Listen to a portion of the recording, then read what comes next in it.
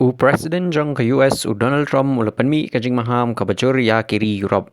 Laong ba ula Byrngem ban pensange ya kajing yarap jing yada sya ka Ukraine lada kiri Europe kim ya trailang bat ke US ban pensngan biang ya ka Strait of Hormuz.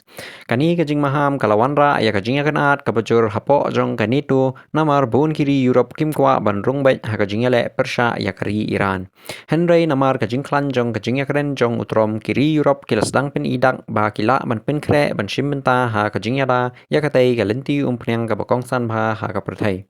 Kiriu bishar san perthai kila maham ba kani kajing long jingman kala ban pen kala ya kajing ya kanat ka barit sya kajing ya kanat ka bahe ka bakentup ya kajing yada boarding kajing ya trailang san perthai bat ka bor sipai.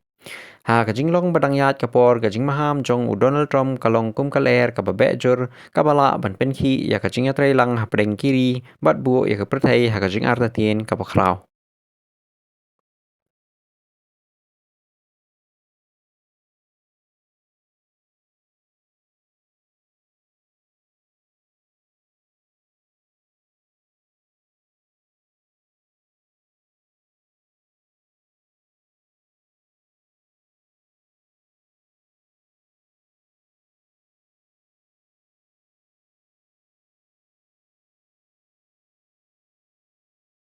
You know, we didn't have to go into Ukraine. Ukraine's thousands of miles away across the ocean. We helped them.